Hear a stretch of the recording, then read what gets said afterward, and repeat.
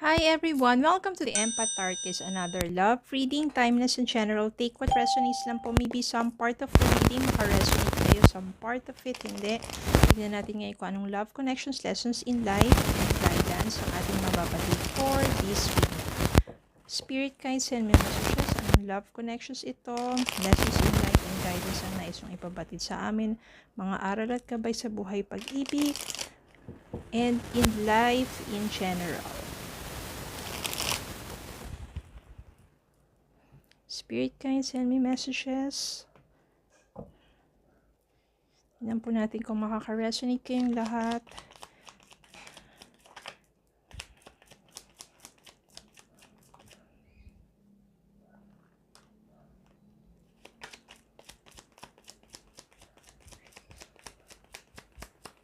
Spirit guides, send me more messages.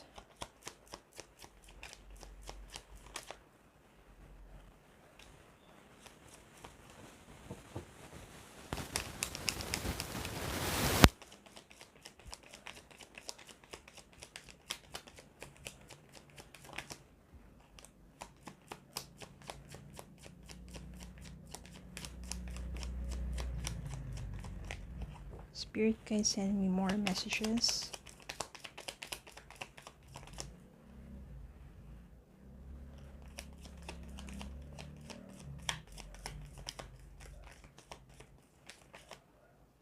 Okay.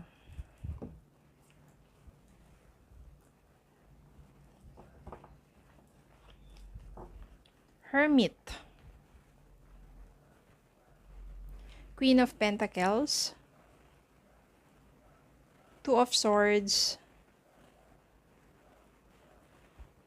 Seven of Pentacles. Seven of Cups.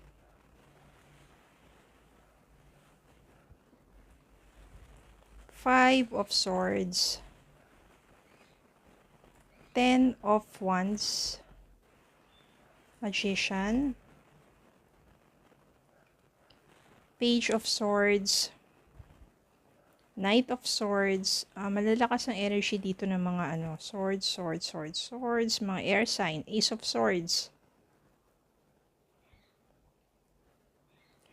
Queen of Cups. Justice. Kuha tayo ng isa. Bottom of the deck, Page of Pentacles. Ano lang siya? Page of Pentacles. And Queen of Cups. Yan.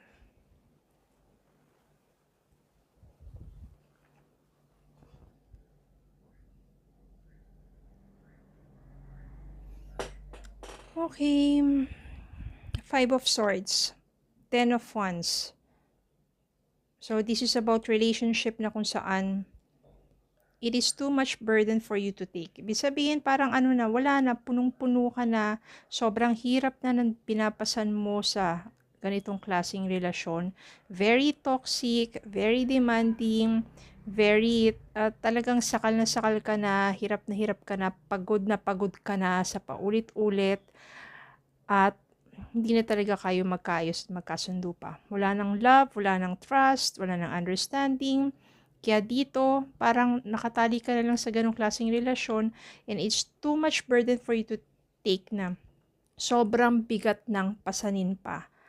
Diba kapag kapag nasa relationship kayo and you have understanding, support, love, your person takes care of you, you take care of your person, magaan diba? Magaan. Pero dito, lahat na lang ng wala, sobrang bigat na because toxic relationship talaga. Kapag naipon-ipon yan, lahat ng yan, ang hirap-hirap ng pasanin. Sobrang nahihirapan na yung kalooban mo, yung isipan mo, wala nang kapanatagan.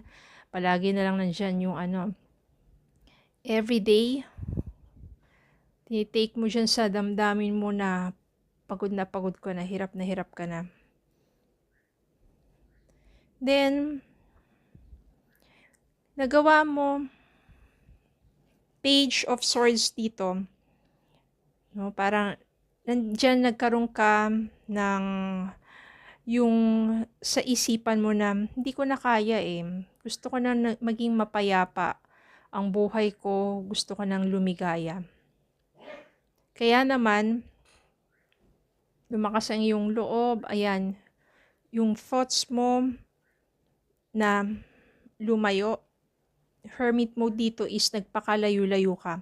Lumayo ka sa taong yon at tumanap ka ng kapayapaan sa isip at sa damdamin mo.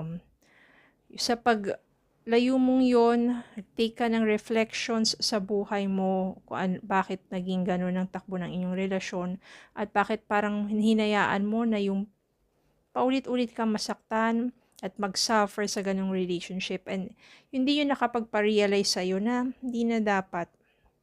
Una kasi, ang hirap sa'yong mag-decide na parang, aalis na ba ako, lalayuan ko na ba siya, iiwan ko na ba siya, o mag-i-stay ako at pipilitin ko magbago pa ang lahat.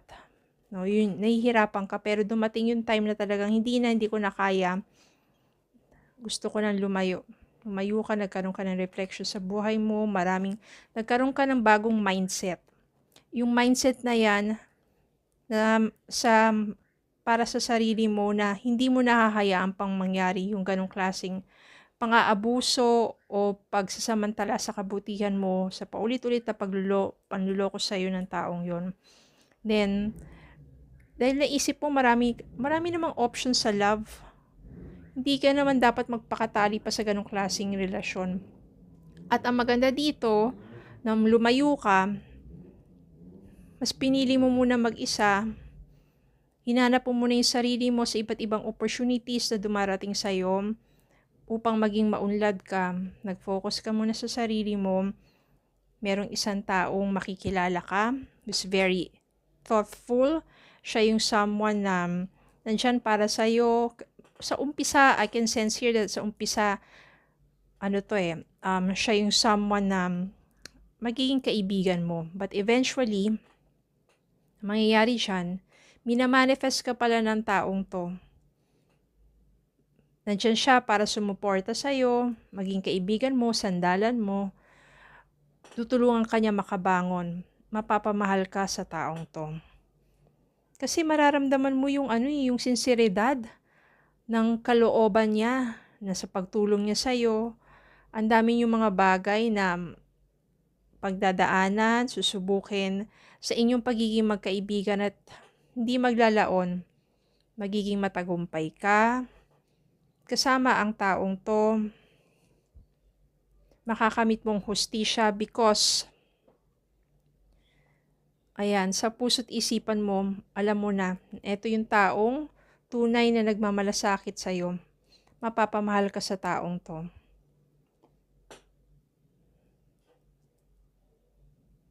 So sa iyong paglayo sa taong toxic, magpupursige ka, meron ka makikilalang isang kaibigan at di maglalaon. No. Siya yung kaibigan na makakatulong sa'yo at mahuhulog na rin ang damdamin mo sa taong ito. At for sure naman magiging maganda ang bunga o ang resulta because you feel yung comfort, you feel light, yung magaan siyang kasama, andyan siya para sumuporta, you feel secured, you feel being protected. No, yung mula sa taong ito.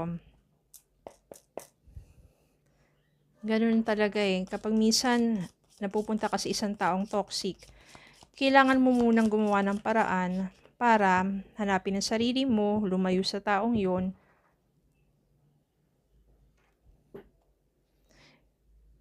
Magtagumpay ka muna sa sarili mong kakayahan, nandiyan ang mga kaibigan na tutulong sa'yo, at yung tamang taong tunay na susuporta sa'yo, ipagkakaloob yan ni Lord.